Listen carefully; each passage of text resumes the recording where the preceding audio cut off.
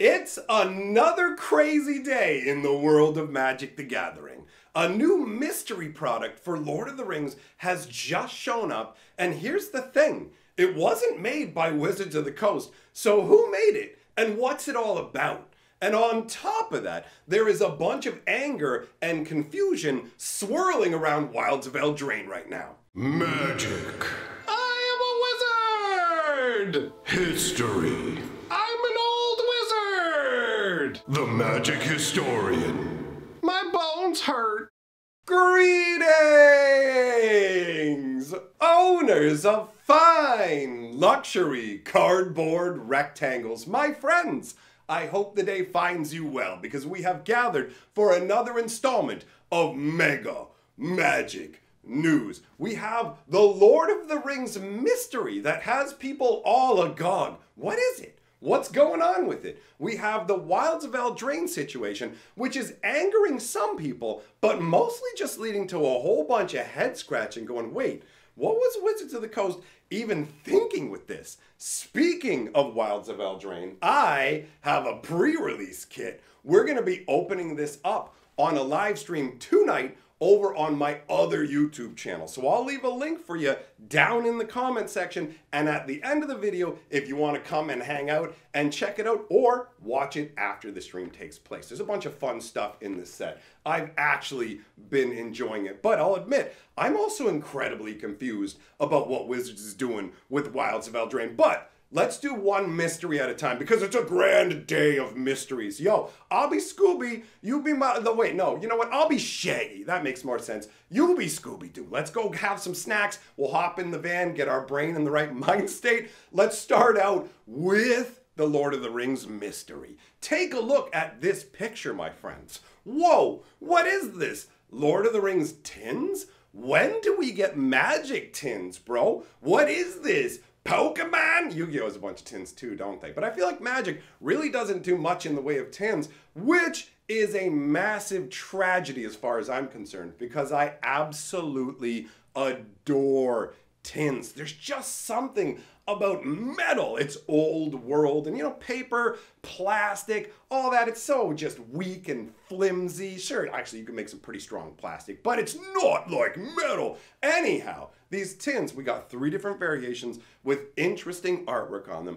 And on top of that, they come with a bonus. These weren't made by Wizards of the Coast, which is what makes it even stranger. So when you flip it over and you take a look at the back, you can see, wait a minute, you've got like a promo Llanowar Elves that we've never had a version of, and there's another promo in here that we don't have access to in any other way. What exactly is going on here? It literally is leading people to think, yo, are these fake products? And that line of reasoning does make sense. If you think about it, Lord of the Rings is like pretty much the first time that Magic has stretched itself out into the greater consciousness of the world. Sure, there have been articles here or there going, yo, Black Lotus is a big expensive card and Magic has some expensive cards. But Lord of the Rings basically opened the door wide for way more people to become aware of the game. And when people go, wait a minute, there's this card game that did Lord of the Rings thing and they just printed a one ring and it sold for like millions of dollars. Yeah, this seems like a potential to come in and do some scamification. So people thinking these might be a fake bootleg item makes perfect sense. But it appears what's going on is these products are similar to, take a look at, hold on, let me grab this here. We've got like chaos boxes. These already existed. If you're from Canada like me, you probably don't even know what these are because over here we get hosed. So many crazy cool products that they make for Magic just never show up here. Did you know they had little mini 6-card booster packs that you could get and stuff like that back in the, what time was that? Was that around Shards of Alara? Either way, you could literally go into Walmarts and Targets. I know because I was visiting in the States at the time. Wow, that would have been forever ago. Anyways, they have these like all kinds of cool products, but this is one of them. It has random booster packs and it comes with a special promotional card as well. But then when you read the bottom, it says the collectible products in this package have been purchased directly from the manufacturer or purchased from the secondary market and repackaged. Now, honestly, when it comes to these guys, since we're actually talking about this as well, want to let you know that these are set up to give you a bunch of jank boosters, right? That's why you don't get to see inside of it, and that's why it says on the bottom, packs inside might not reflect this, but the Lord of the Rings one seems to be a different beast. First of all, it's not in cheap cardboard like this. Secondly, it's got 3 set boosters, and I feel like there's a very, very, very small chance that they won't be Lord of the Rings, because that Chaos box that we saw is Chaos branded, whereas this is specifically Lord of the Rings. So it looks like somebody has purchased set boosters from Wizards, the rights to use particular artwork,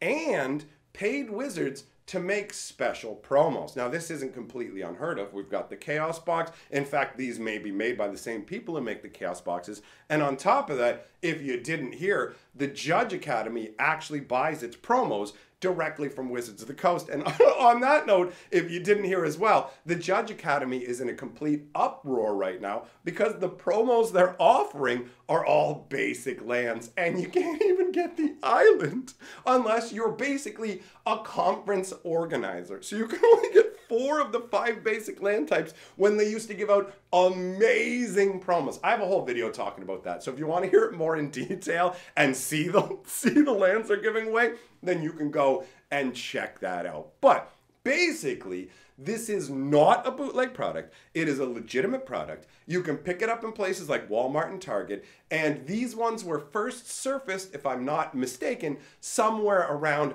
Oklahoma. All right, now that may not be absolutely the case, but they're definitely originating in the United States. There's none of these in Canada from what I've been able to tell, and that lines up with my past experience because we get hosed. And speaking of getting hosed, on a side note, talking about card games, I didn't mention this at the beginning, but Lorcana and Walmart and everything, there's this state of disaster for Lorcana where the game hasn't even been out for 2 weeks and it's actually moving into full-on crash territory. So on my other channel, I actually just put out a video today called Lorcana is a Disaster, detailing the trials and tribulations of the game. So if you'd like to hear about a dumpster fire happening with another card game, that'll be linked at the end of this video. Now, let's move on to the anger and confusion surrounding Wilds of Eldraine. I lean more into the confusion category for this one. I really ultimately just want to understand what's going on. So,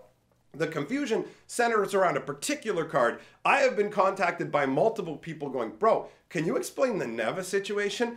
And I literally stopped and went, Neva situation?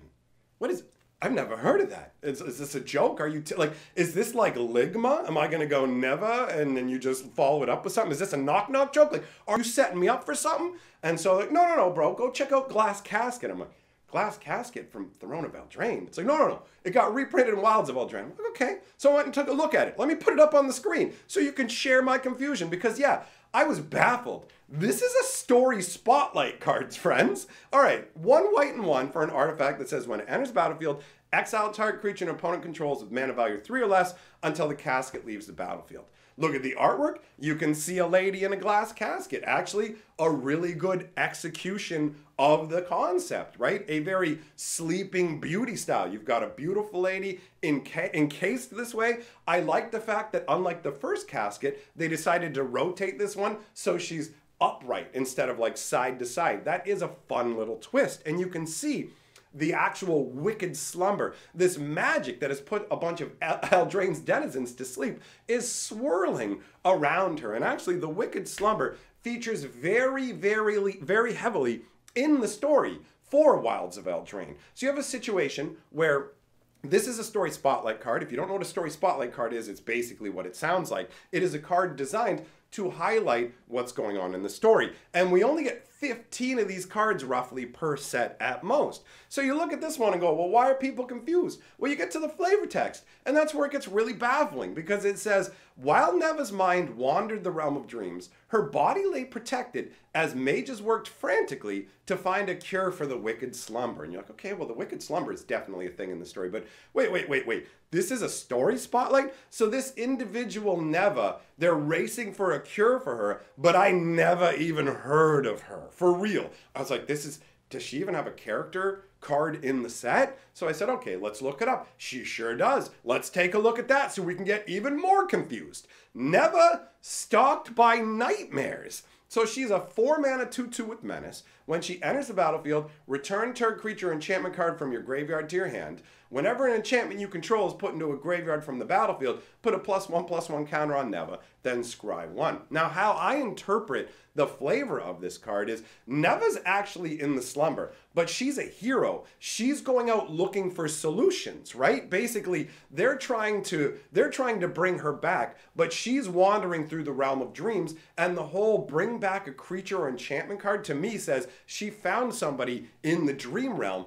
and brought them back. But when you take it a step further and look at the stalked by nightmare aspect of the card, these are all nightmares created by Ashiok. When you look at Ashiok, you can actually see one of these nightmares creeping out from behind a tombstone. So, you've got these nightmares stalking Neva. You've got Neva shown as a story spotlight, and there's nothing going on with this wicked slumber aspect in the story in Neva. So you turn around and go, wait.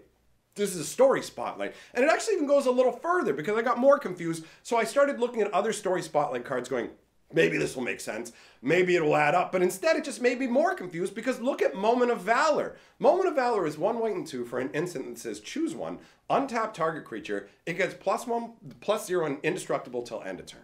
Destroy target creature with power 4 or greater. So either option is open to you. But the flavor text and the art, again, it's where I get terribly confused. The flavor text says, hardened by the Phyrexian invasion, Will's knights starved the nightmares of the thing they craved most, fear, right? So we have this whole groundwork where the story spotlights are clearly showing that Ashiok has a much bigger presence in this story, right? Like this is tied in. You have Neva who's put into the slumber by Ariette, but once she's in the slumber, then you have Ashiok who's like, okay, this is my realm right here, the realm of dreams, the realm of nightmares, where I eat your fear. Ashiok is like Freddy, you know, from Nightmare on Elm Street. Same kind of vibe.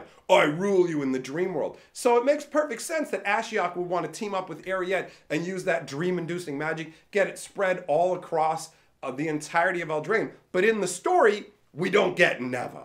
We don't get Neva's journey, and Ashiok is literally just an amplifier. Ashiok just shows up randomly, and then Ariette's like, oh, my powers are stronger because you're here, I guess. And then her powers are just stronger. And then Ashiok is gone. And it's like, oh, look, I can't do stuff. And then Ashiok's back, and it's like, whoop, my powers are back. And you just look at it and you go, I don't understand. Like, I get it in the past when Wizards of the Coast has made changes where they went, okay, we've got Ikoria, we're going to make this as a Godzilla tie-in, so we're just going to kind of warp things around to make it into a layer of behemoths. And actually, that's what happened. We were supposed to get 2 Eldraine sets originally. The first Throne of Eldraine, and then a second one that followed up that story. And they took a bunch of stuff from the second Eldraine, shoved it into Ikoria when they put Ikoria there, but they also had some of it left over, and I strongly suspect that that has been leaked into the set as well. But that has nothing to do with the story spotlight cards. This is the most baffling situation. There are some people who are angry because they're like, yo, don't give me cards and story chunks you're not going to tell me. I find that aggravating and frustrating, and I can absolutely appreciate that. It is frustrating when you're engaged in the lore and you care a lot and you want to know, especially when the company comes out and says, we've got a renewed focus on lore. Do ya? But ultimately, the most confusing part for me is that this is costing Wizards of the Coast more money, and I can't figure out why they're spending that money. For the life of me, when I look over all the story spotlight cards, I can't figure out why they would change it from the original story, but you can piece together that things actually went very differently. Kellen didn't destroy the witches in the sequence that we were told. Agatha is actually the big end witch and has a much bigger presence in the card story. She makes all these sweet tooth monsters and things like that. She's stealing people's souls, eating them. She is the big bad. Hilda gets handled earlier. All the things get twisted around. But Wizards of the Coast paid to write this story in the first place, to create the original storyline, make the storyline spotlight cards. It costs more money to write a different story and have somebody write that, because you got to create new stuff, right? So with stuff like the Brothers War, where they're like, okay, we want to introduce new elements in the future, so we're going to write something separate. That at least made sense from a monetary standpoint. But for the life of me, the most confusing part of this is I can fundamentally see no reason that Wizards of the Coast would change the story in the cards. Why did they decide to cut Neva entirely out of the story? Why did they take Ashiok's power away and make Ashiok basically useless in the story? Ashiok had no effect overall. And I mean, I get that they decided that Planeswalkers were going to be less focused on, they weren't going to put as many Planeswalkers in the set, but you already have the story written. So it baffles my mind, honestly. It's just, this is the strangest situation I've ever seen with Magic lore, where the story on the cards is interesting and good, and the story as it's written is also interesting and good. The last part, it does fall apart as they rush and slap it together at the end. But honestly, in terms of Magic lore, the Wilds of Eldraine story is leagues beyond stuff like we've gotten recently. The Aftermath garbage, all that. So, if you haven't checked out the Wilds of Eldraine story and you want a succinct version, I have that over on my Fantasy Geographic channel. You can get through all that. Each video is only like 10 to 12 minutes versus Wizards versions, which are 40 minutes long. So, we trim it down to the action, the goodness, you have a good time, and then you're done. So, if you like that, head on over to Fantasy Geographic, check out that lore. If you want to know about the Lorcana disaster, then go ahead and click on that. That's the channel where I will be doing the live stream tonight, where we open the Wilds of Eldraine pre-release kit. Big shout out to my patrons for supporting my channel. You guys rule, and I will see all of you, my friends, in the next video.